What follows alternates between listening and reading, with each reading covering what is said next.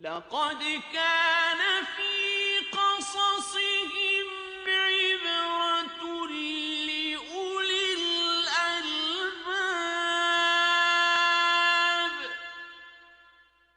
ان کے قصے میں عقل مندوں کے لیے عبرت ہے۔ بسم اللہ الرحمن الرحیم نحمده ونصلی علی رسولہ الکریم اما بعد ونعوذ باللہ من الشیطان الرجیم بسم اللہ الرحمن الرحیم اللہم صلی وسلم علی سیدنا محمد النبی الامی وآلہ واصحابہ اجمعین رب اشرح لی صدری ویسر لی امری واحلل عقدۃ من لسانی یفقہوا قولی رب زدنی علما رب یسر ولا تعسر وتمم بالخیر آمین یا ربنا آمین۔ الحمدللہ جی، ہم پڑھ رہے ہیں قصص القرآن، اور آج اس میں ہم پڑھیں گے حضرت لوط علیہ السلام کا قصہ۔ تو سب سے پہلے اللہ سبحانہ و تعالیٰ کی حمد و ثنا بیان کرتے ہیں۔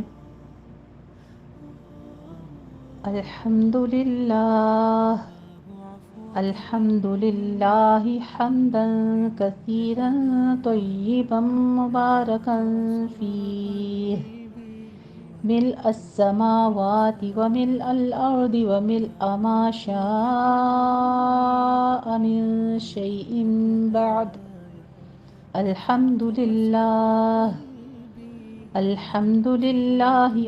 نعمہ الکثیرہ وعطائہ الجزیل وفضلہ العمیم احمدہ سبحانہ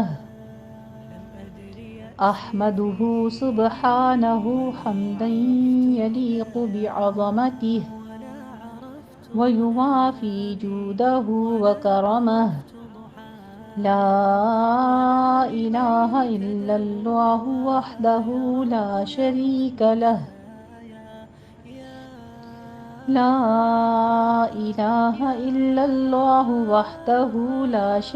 لہ المتفرد بالعطاء والکرم۔ تمام قسم کی تعریف اللہ کے لیے ہے، بہت زیادہ پاکیزہ حمد اور بابرکت تعریف آسمانوں اور زمینوں کو بھر کے، اور ان کے بعد جو وہ چاہے اس کو بھر کر۔ تمام قسم کی حمد اللہ کے لیے ہے، اس کی بے شمار نعمتوں پر، اس کے بھاری عطیات اور اس کے فضل و مہربانی پر جو اس کی تمام مخلوق کو شامل ہے۔ میں اللہ سبحانہ و تعالیٰ کی ایسی حمد بیان کرتی ہوں جو اس کی عظمت کے لائق ہے اور اس کی سخاوت اور فضل و کرم کے اوپر پورا اترنے والی ہے۔ اللہ کے سوا کوئی معبود برحق نہیں، وہ اکیلا ہے، اس کا کوئی شریک نہیں، وہ عطا کرنے والا اور کرم نوازی کرنے میں اکیلا ہے بے شک۔ تو آئیے آغاز کرتے ہیں آج کے قرآن مجید سے، جو ثابت ہے حضرت لوط علیہ السلام کا ذکر اس کا۔ حضرت لوط علیہ السلام، لوط اور ابراہیم علیہ السلام، پچھلے جو ہم تذکرہ پڑھ چکے ہیں باقی انبیاء کا، حضرت ابراہیم علیہ السلام کا، اس میں ذکر آ چکا ہے کہ حضرت لوط علیہ السلام حضرت ابراہیم علیہ السلام کے برادر زادہ ہیں۔ ان کے والد کا نام ہاران تھا۔ حضرت لوط علیہ السلام کا بچپن حضرت ابراہیم علیہ السلام ہی کی زیر سایہ گزرا، اور ان کی نشو و نما حضرت ابراہیم علیہ السلام کی ہی آغوش میں تربیت کی رہین منت تھی۔ اسی لیے وہ اور حضرت سارہ علیہ السلام ملت ابراہیمی کے پہلے مسلم اور السابقون الاولون میں داخل ہیں۔ سورہ عنکبوت میں ذکر آتا ہے فَآمَنَ لَهُ لُوطٌ وَقَالَ إِنِّي مُهَاجِرٌ إِلَىٰ رَبِّي۔ پس ایمان لایا لوط ابراہیم علیہ السلام کے دین پر اور کہا میں ہجرت کرنے والا ہوں اپنے رب کی جانب۔ یہ اور حضرت ابراہیم علیہ السلام کی بیوی حضرت ابراہیم علیہ السلام کی ہجرتوں میں ہمیشہ ساتھ رہے ہیں، اور جب حضرت ابراہیم علیہ السلام مصر میں تھے تو اس وقت بھی یہ ہم سفر تھے۔ تورات میں ہے کہ مصر کے قیام میں چونکہ دونوں کے پاس کافی ساز و سامان تھا اور مویشیوں کے بڑے بڑے ریوڑ تھے، اس لیے ان کے چرواہوں اور محافظوں کے درمیان بہت زیادہ کشمکش رہتی تھی۔ حضرت ابراہیم علیہ السلام کے چرواہے چاہتے تھے کہ اس چراگاہ اور سبزہ زار سے پہلے ہمارے ریوڑ فائدہ اٹھائیں، اور حضرت لوط علیہ السلام کے چرواہوں کی خواہش ہوتی کہ اول ہمارا حق سمجھا جائے۔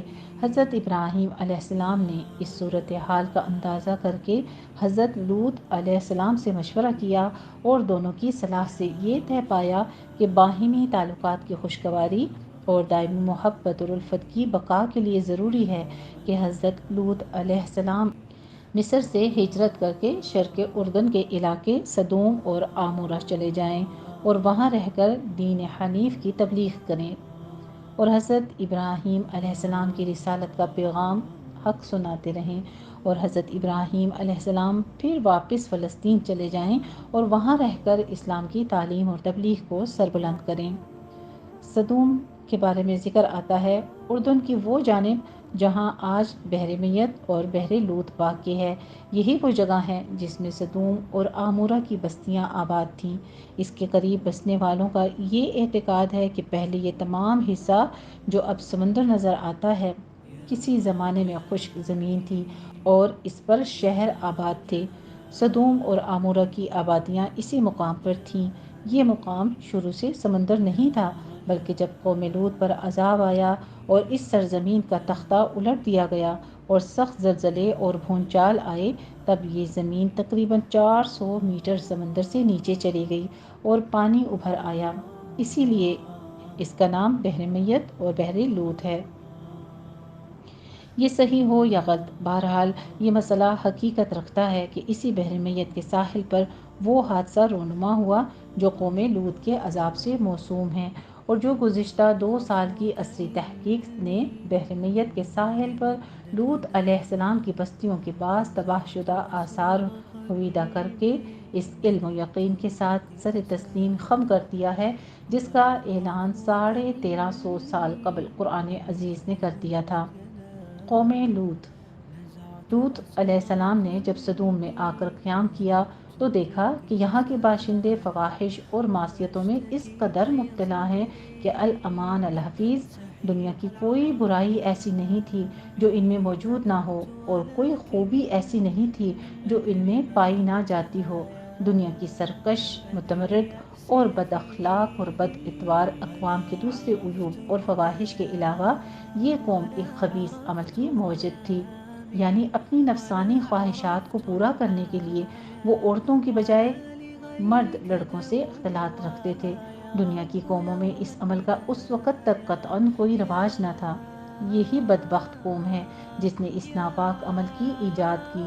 اس عمل کا نام لواطت مشہور ہے، اور اس سے بھی زیادہ شرارت، خباثت اور بے حیائی یہ تھی کہ وہ اپنی اس بد کرداری کو عیب نہیں سمجھتے تھے اور علی الاعلان فخر اور مباحات کے ساتھ اس کو کرتے رہتے تھے، جیسا کہ قرآن مجید سورہ اعراف میں ذکر آتا ہے، وَلُوطًا إِذْ قَالَ لِقَوْمِهِ أَتَأْتُونَ الْفَاحِشَةَ مَا سَبَقَكُم بِهَا مِنْ أَحَدٍ مِّنَ الْعَالَمِينَ إِنَّكُمْ لَتَأْتُونَ الرِّجَالَ شَهْوَةً مِّن دُونِ النِّسَاءِ بَلْ أَنتُمْ قَوْمٌ مُسْرِفُونَ۔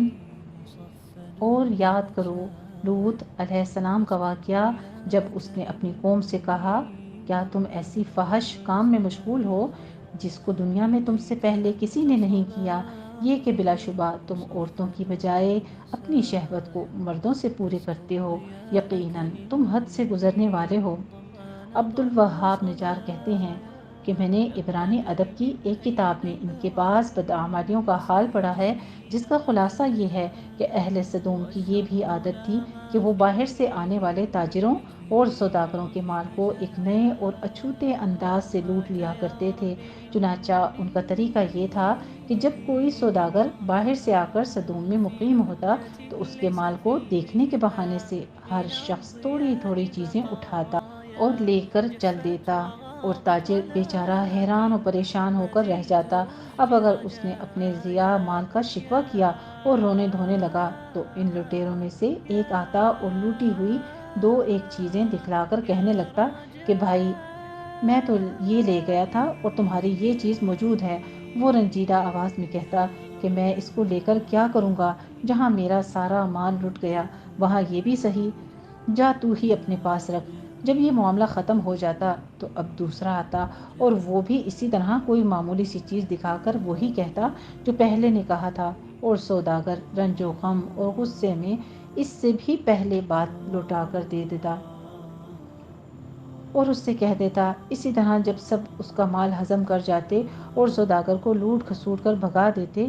اسی کتاب میں یہ عجیب قصہ بھی نقل کیا ہے کہ ابراہیم علیہ السلام اور سارہ علیہ السلام نے ایک مرتبہ حضرت لوط علیہ السلام کی عافیت اور خیریت معلوم کرنے کے لیے اپنے خانہ زاد العزرت مشکی کو صدوم بھیجا۔ یہ جب بستی کے قریب پہنچا تو اجنبی سمجھ کر ایک صدومی نے اس کے سر پر پتھر کھینچ مارا۔ الیعزر کے سر سے خون جاری ہو گیا۔ تب آگے بڑھ کر صدومی کہنے لگا کہ میرے پتھر کی وجہ سے یہ تیرا سر سرخ ہوا ہے، لہٰذا مجھے اس کا معاوضہ ادا کر، اور اسے مطالبے کے لیے کھینچتا ہوا صدوم کی عدالت میں لے گیا۔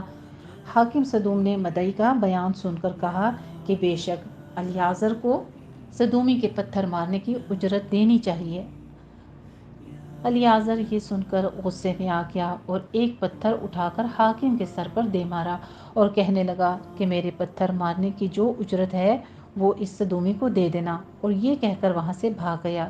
یہ واقعات صحیح ہوں یا غلط، لیکن ان سے یہ روشنی ضرور پڑتی ہے کہ اہل صدوم اس قدر ظلم، فحش، بے حیائی، بد اخلاقی اور فسق و فجور میں مبتلا تھے کہ اس زمانے کی قوموں میں ان کی جانب اس قسم کے واقعات عام طور پر منسوب کیے جاتے ہیں۔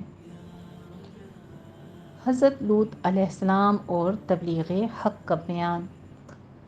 ان حالات میں حضرت لوط علیہ السلام نے ان کو ان کی بے حیائیوں اور خباثتوں پر ملامت کی اور شرافت اور طہارت کی زندگی کی رغبت دلائی، اور حسن خطابت، لطافت اور نرمی کے ساتھ جو ممکن طریقے سمجھانے کے ہو سکتے تھے ان کو سمجھایا، اور موعظت اور نصیحت کی، اور گزشتہ اقوام کی بدعمالیوں کے نتائج و ثمرات بتا کر عبرت دلائی، مگر ان بدبختوں پر مطلق اثر نہ پڑا، بلکہ اس کا الٹا اثر ہوا کہ وہ کہنے لگے۔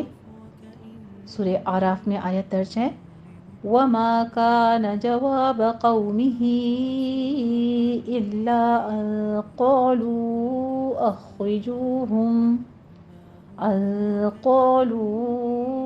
أَخْرِجُوهُم مِّن قَرْيَتِكُمْ إِنَّهُمْ أُنَاسٌ يَتَطَهَّرُونَ۔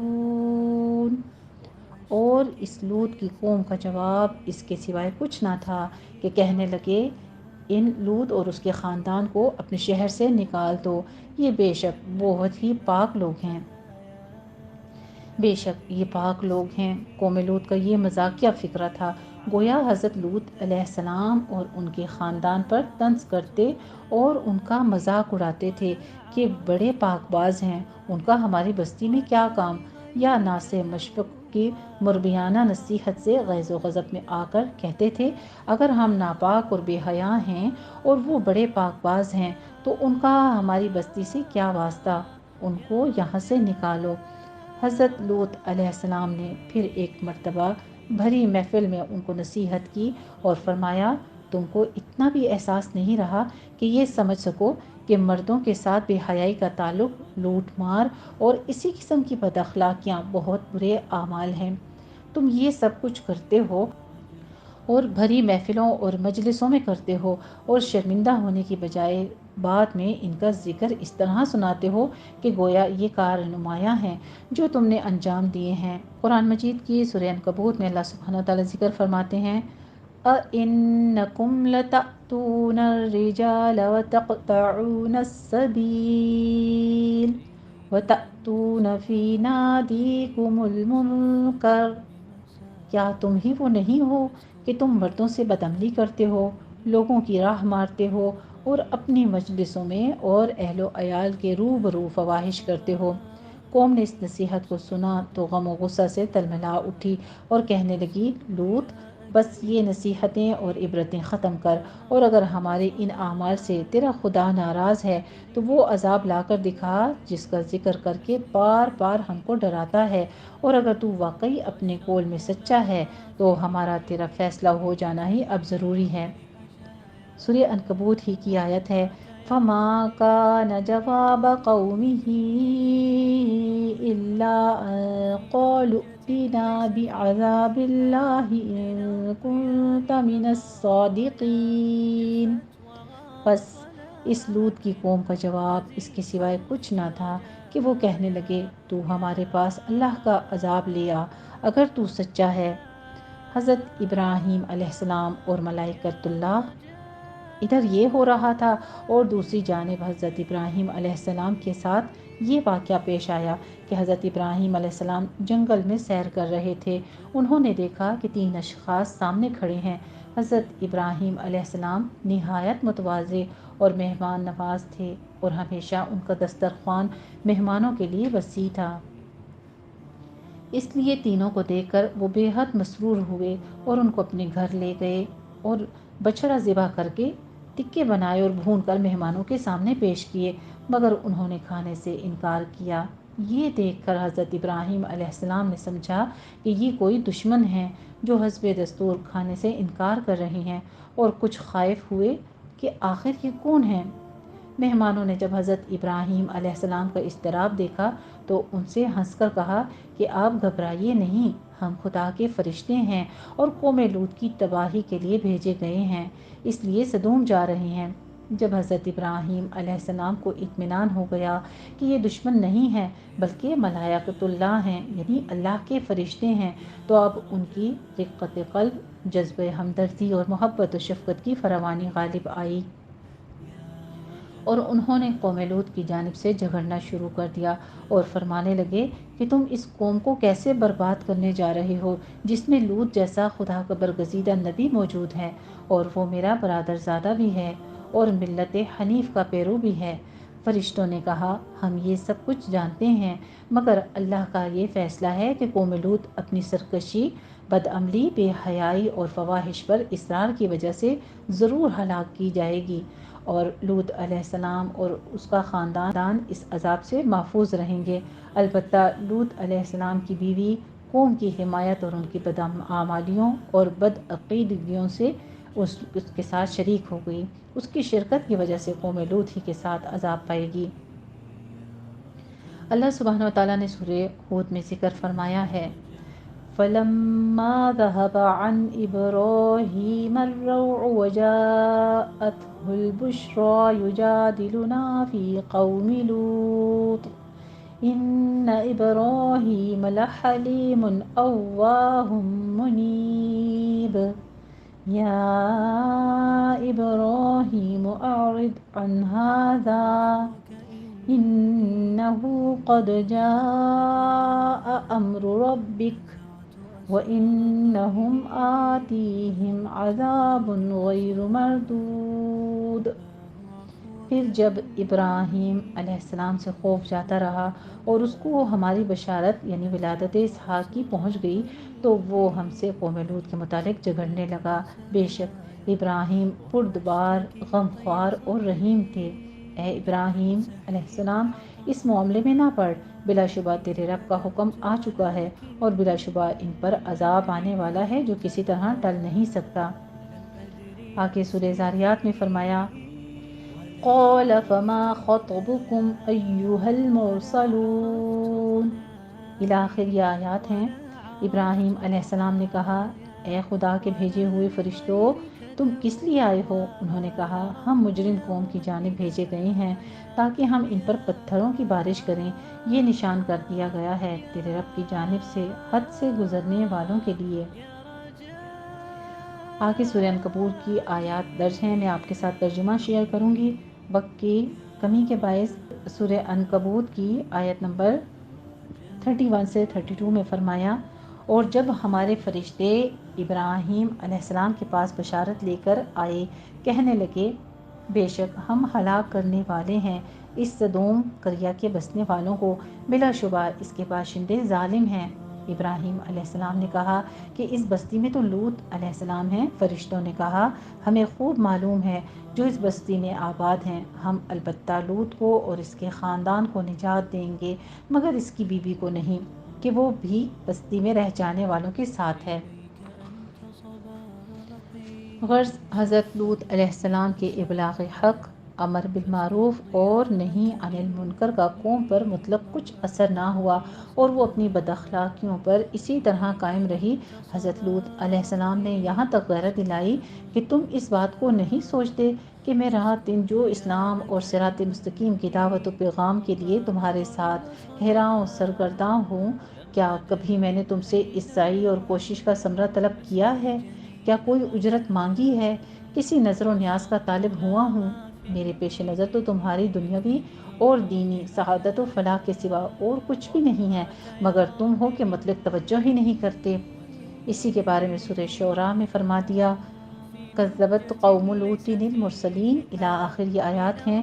جھٹلایا قوم لوط نے پیغمبروں کو، جبکہ کہا ان کے بھائی لوط علیہ السلام نے کیا تم نہیں ڈرتے؟ بے شک میں تمہارے لیے پیغامبر ہوں، امانت والا، پس اللہ سے ڈرو اور میری پیروی کرو، اور میں تم سے اس نصیحت پر اجرت نہیں مانگتا، میرا اجر اللہ رب العالمین کے سوائے کسی کے پاس نہیں ہے۔ مگر ان کے تاریک دلوں پر اس کہنے کا بھی مطلق کچھ اثر نہ ہوا اور وہ حضرت لوط علیہ السلام کو اخراج اور سنساری کی دھمکیاں دیتے رہے۔ جب نوبت یہاں تک پہنچی اور ان کی سیاہ بختی نے کسی طرح اخلاقی زندگی پر آمادہ نہ ہونے دیا، تب ان کو بھی وہی پیش آیا جو خدا کے بنائے ہوئے قانون جزا کا یقینی حتمی فیصلہ ہے، یعنی بد کرداریوں پر اصرار کی سزا، بربادی اور ہلاکت۔ غرض ملائکۃ اللہ حضرت ابراہیم علیہ السلام کے پاس سے روانہ ہو کر صدوم پہنچے اور لوط علیہ السلام کے یہاں مہمان ہوئے۔ یہ اپنی شکل و صورت میں حسین اور خوبصورت اور عمر میں نوجوان لڑکوں کی شکل و صورت میں تھے۔ حضرت لوط علیہ السلام نے ان مہمانوں کو دیکھا تو گھبرا گئے اور ڈرے کہ بدبخت قوم میرے ان مہمانوں کے ساتھ کیا معاملہ کرے گی، کیونکہ ابھی تک ان کو یہ نہیں بتایا گیا تھا کہ یہ خدا کے پاک فرشتے ہیں۔ ابھی حضرت لوط علیہ السلام اسی حیث و بیس میں تھے کہ قوم کو خبر لگ گئی اور لوط علیہ السلام کے مکان پر چڑھ آئے اور مطالبہ کرنے لگے کہ تم ان کو ہمارے حوالے کرو۔ حضرت لوط علیہ السلام نے بہت سمجھایا اور کہا کیا تم میں کوئی بھی سلیم فطرت انسان یعنی رجل رشید نہیں ہے کہ وہ انسانیت کو برتے اور حق کو سمجھے؟ تم کیوں اس لعنت میں گرفتار ہو اور خواہشات نفس کی ایفا کے لیے فطری طریقے عمل کو چھوڑ کر حلال طریقے سے عورتوں کو رفیق حیات بنانے کی جگہ اس ملعون بے حیائی کے در پہ ہو؟ اے کاش میں رکن شدید کی زبردست حمایت حاصل کر سکتا۔ حضرت لوط علیہ السلام کی اس پریشانی کو دیکھ کر فرشتوں نے کہا آپ ہماری ظاہری صورتوں کو دیکھ کر گھبرائیے نہیں، ہم ملائکہ عذاب ہیں اور خدا کے قانون یعنی جزائے اعمال کا فیصلہ ان کے حق میں اٹل ہے، وہ اب ان کے سر سے ٹلنے والا نہیں ہے۔ آپ اور آپ کا خاندان عذاب سے محفوظ رہے گا، مگر آپ کی بیوی انہی بے حیاؤں کی رفاقت میں رہیں گی اور آپ کا ساتھ نہ دیں گی۔ آخر عذاب الہی کا وقت آ پہنچا۔ ابتدائی شب ہوئی تو ملائکہ کے اشارے پر حضرت لوط علیہ السلام اپنے خاندان سمیت دوسری جانب سے نکل کر صدوم سے رخصت ہو گئے اور ان کی بیوی نے ان کی رفاقت سے انکار کر دیا اور راستہ ہی سے لوٹ کر صدوم واپس آ گئی۔ آخر شب ہوئی تو اول ایک ہیبت ناک چیخ نے اہل صدوم کو تہ و بالا کر دیا اور پھر آبادی کا تخت اوپر اٹھا کر الٹ دیا گیا اور اوپر سے پتھروں کی بارش نے ان کا نام و نشان تک مٹا دیا، اور وہی ہوا جو گزشتہ اقوام کی نافرمانی اور سرکشی کا انجام ہو چکا۔ پھر سورہ ہجر میں اللہ سبحانہ وتعالیٰ فرماتے ہیں فَلَمَّا جَاءَ آلَ لُوطٍ الْمُرْسَلُونَ، الی آخر ہیں یہ آیات، آیت نمبر 61 سے 75 تک۔ اور پھر جب ایسا ہوا کہ بھیجے ہوئے یعنی فرشتے خاندان لوط کے پاس پہنچے تو انہوں نے کہا تم لوگ اجنبی معلوم ہوتے ہو۔ انہوں نے کہا نہیں، یہ بات نہیں ہے، بلکہ ہم تمہارے پاس وہ بات لے کر آئے ہیں جس میں لوگ شک کیا کرتے تھے، یعنی ہلاکت کے ظہور کی خبر، جس کا لوگوں کو یقین نہ تھا۔ ہمارا آنا ایک امر حق کے لیے ہے اور ہم اپنے بیان میں سچے ہیں۔